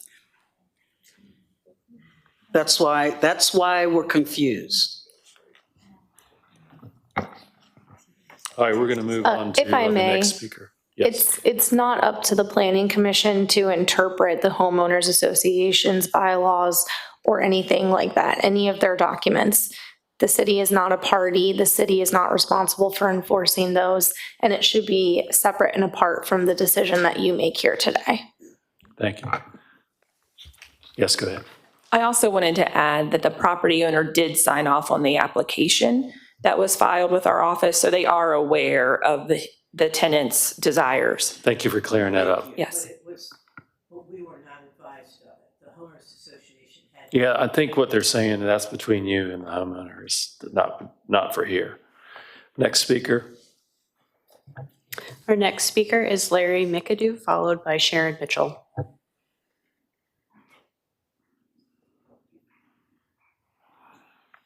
Afternoon, sir. Good afternoon. You just come forward and state your name for the record. Larry McAdoo, and I live on the same street that's under discussion. I've been an observant member of the community out there ever since I had to have a house built because I ran out of my benefits from being in the Navy 20 years. And there are safety issues in the traffic. I've walked up and down the streets for several decades.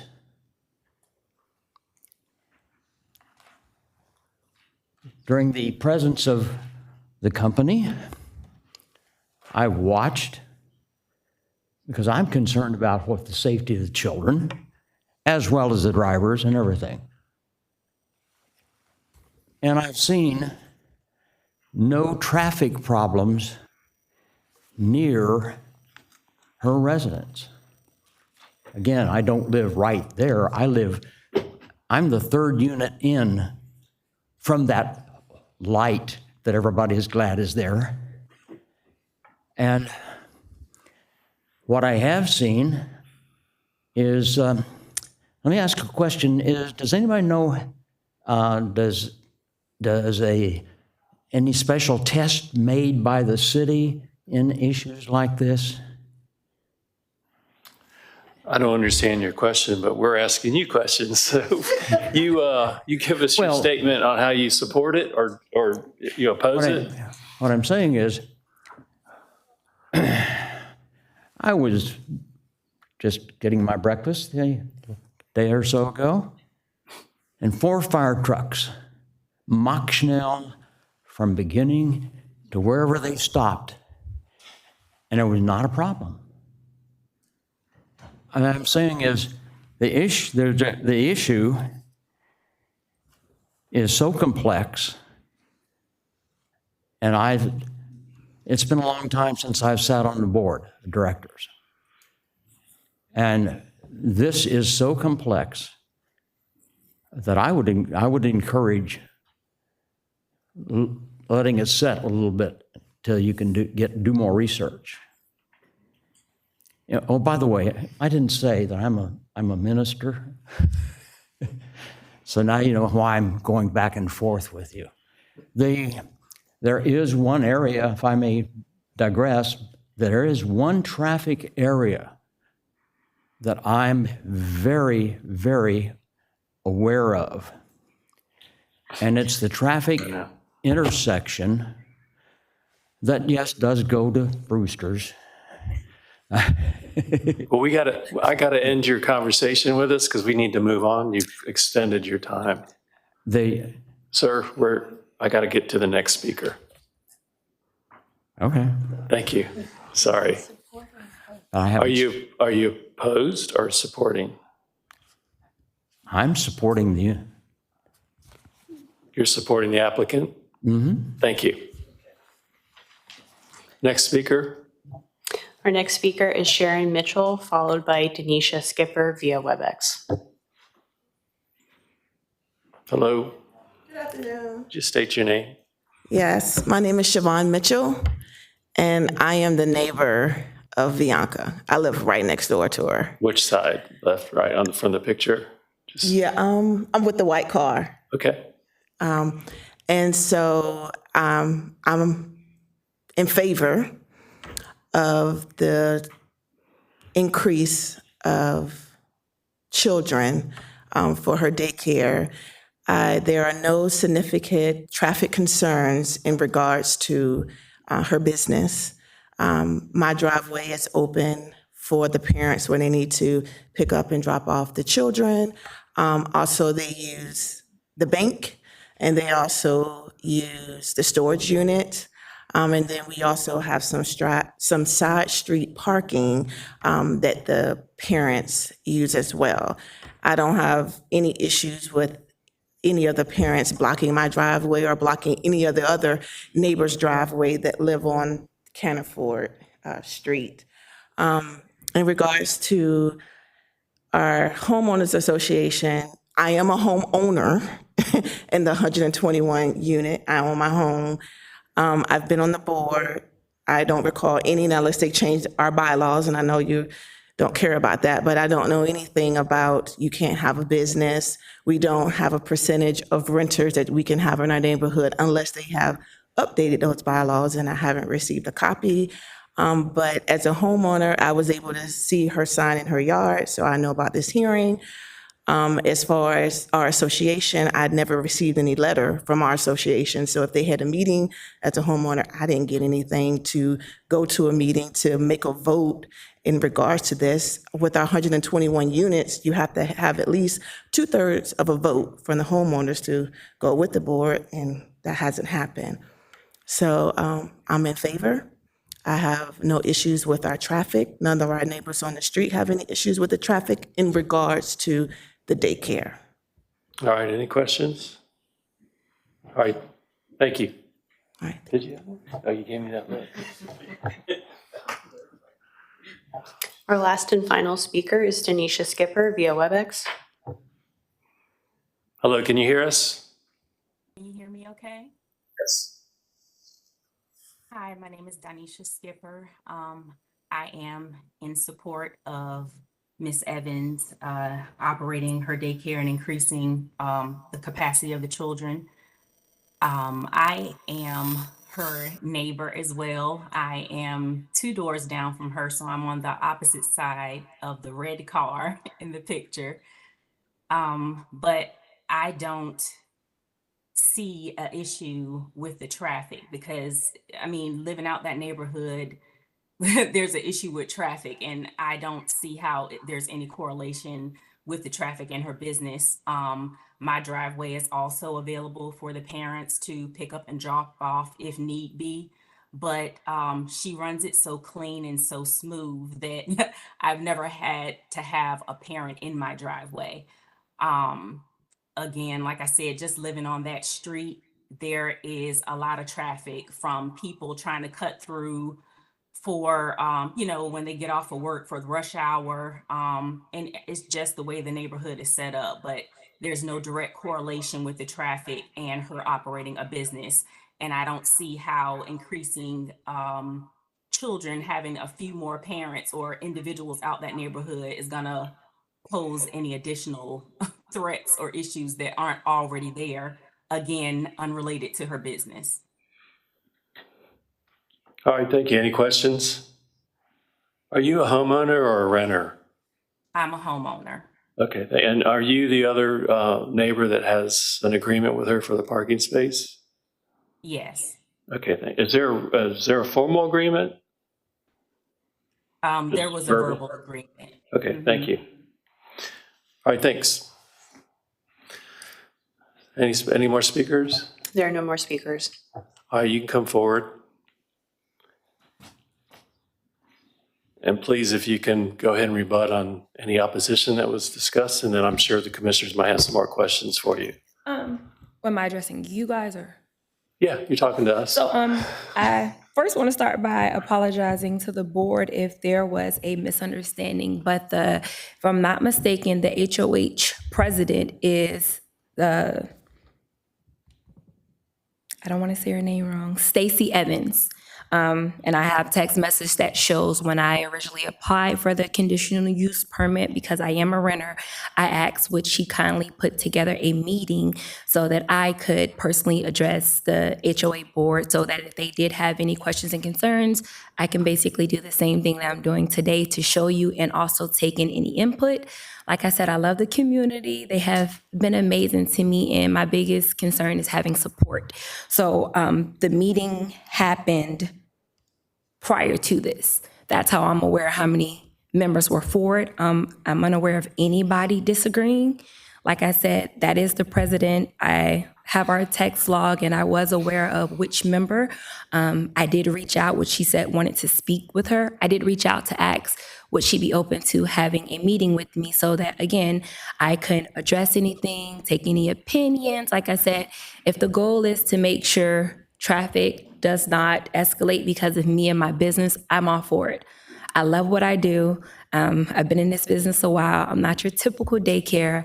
I provide live-ins, deployments, and a lot of parents that go through PTSD, where sometimes they can just literally call in the middle of the night and have a moment and not have family, and I'm there for them. So I'm open to the board if for any reason, they want to add any suggestions. Maybe we add road signs, flags. I'm all for it, but I'm definitely in support of continuing to grow this. And my landlord, this is not my first unit with him. He has supported every step. I've been with him to 2 different units. And the reason he put me in this in particular unit, because he said this community was like family. And I can say with the neighbors, as you spoke with, they have absolutely been family to me. All right, any questions? Mr. Plumlee? Yes, thank you. First of all, you've done a great job putting forth your case. It's not easy. Just help me get oriented with the time of operation. And so parents bring in the children a little earlier than work when they need to be in. So it's fairly early, I would We think. like to stick to 5:36, which is typical because I'd go opposite of the bus schedule. So usually parents are dropping off 6 a.m., 6:30 is the latest. If I do have an afternoon shift, they're usually coming in from 10 to 11 because I don't have a cutoff, because hours work different. But I have done my best to make sure we're not doing that 7:30. And for any reason, not to say it hasn't happened, and we do have a parent that's in between the 7 and 7:45, which conflicts with the elementary. That's why I reached out to my neighbors for support, because like I said, traffic comes in and the bus, and not to go back, but that accident where she's speaking with the bus, it was my vehicle that got hit. And it was not due to traffic. It was the children on the bus were being children, and it distracted the bus driver. He did not realize how close he came to the curve. He hit, my vehicle's usually parked, oh, you can't see that one, but on the side behind the mailbox. He completely went all the way over it. So the incident she's talking about was my vehicle. And it had nothing to do with traffic. He was very distracted. The kids are sometimes extremely rowdy when they're coming in. Thank you. I just want to make sure I understood. So essentially the drop-off is all finished very early in the morning. Is that fair? 2-minute time frame. And then so it's over just the course of a couple of minutes when they do the drop-off. And then after their work, when they come, is it also sort of an off-traffic period? Usually after 5 p.m. traffic is not bad. My parents are leaving out 6:30. Okay. Thank you very much. Any other questions? I've got just one. So you've got all these off-premise parkings. Do you have like a formal agreement, or are they all verbal? So verbal with all of my neighbors, and I spoke with Truist in the storage, and they said if need be, they can do it. I never used them, but I thought it was best to have their support because I am asking for an increase in numbers. But I have no objection if need be to set up agreements with neighbors or whomever just to provide extra storage spaces so the community feels better about it. All right, thank you. Mr. Plumlee? Mr. March, yeah. You said you were also watching a child for someone living in the community. Mm-hmm. Is that fair? The president, I'm not sure how long she's been the president, but I've sitted kids before where maybe she hasn't got off in time, and children have had to stay with me. I've watched a few kids in the community, and I'm not the only daycare in the community. And I just want to make sure that that would cut down on traffic if people can walk their children over to you. Is that fair? It is. So that's a bad angle, but if you see it, the bus, if you can see the street, the actual street, the bus stops directly in front of my house. So because I'm one of those parents and I'm at the door to make sure my youngest gets on the bus, parents that kind of drop their younger children off, I'm always open, like, hey, put them on my porch. There's cameras. They won't leave until the bus actually comes, because parents don't realize, well, not parents, people coming in don't realize there are kids there. And like they said, they speed through there. So I'm like that extra mama bear that watches everyone's kids if need be. And I like to keep them in my area so that nothing happens. All right, Mr. Mosh.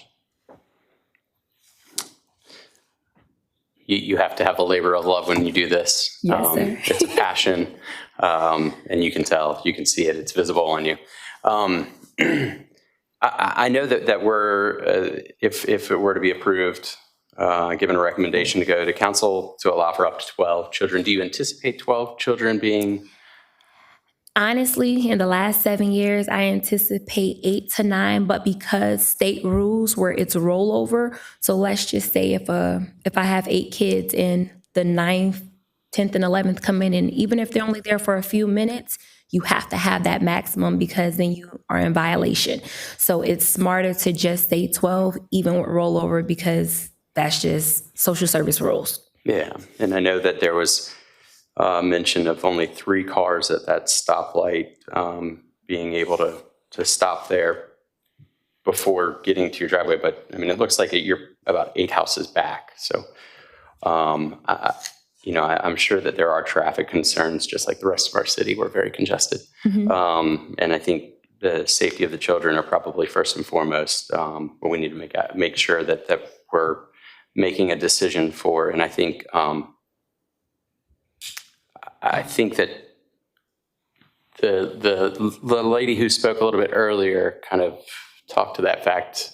At least it spoke to me, because she had no clue that this was going on your For property, years. which kind of almost makes your case for you that you operate it in a way that doesn't allow for the impact to be seen.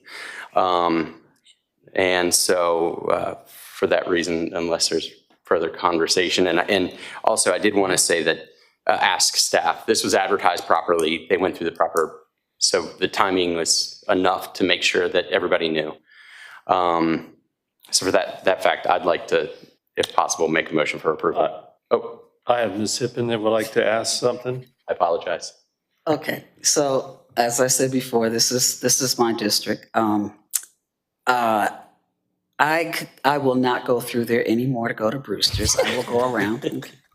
But no, I am familiar with that area because of the Walgreens, and I frequent that. I pass by that street every day, at least once a day.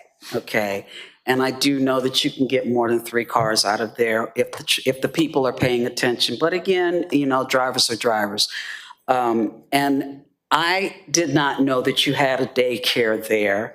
And like Commissioner Mouch just said, that speaks to the fact that you're operating it so that it is not impacting.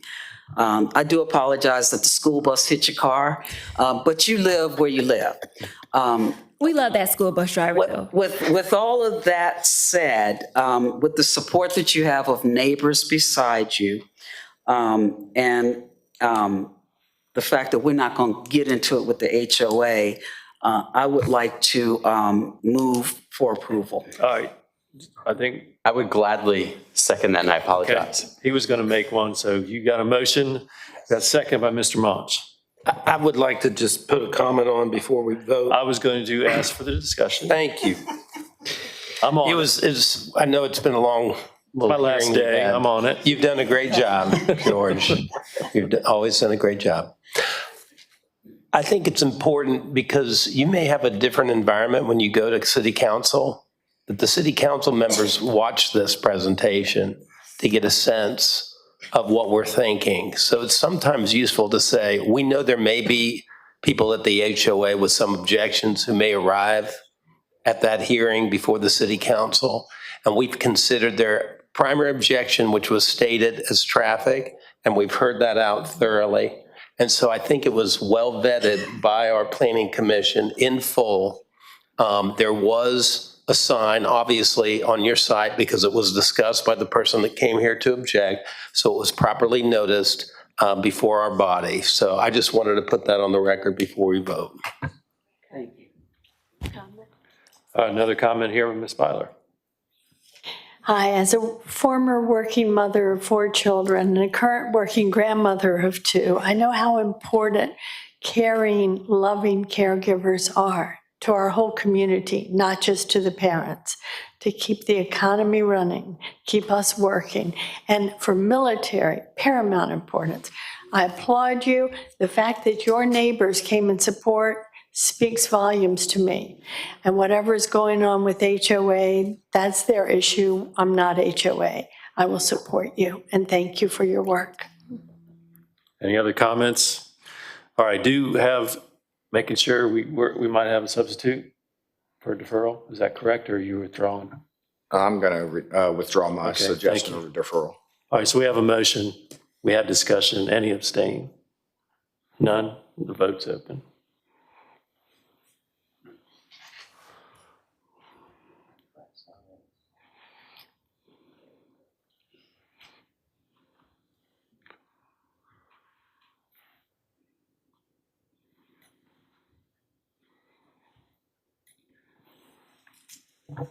Sorry, excuse me. By a recorded vote of 9-1, item number 10, Bianca Evans has been recommended for approval. Congrats. I'll let you know when you'll be at city council. Thank you. Thank you.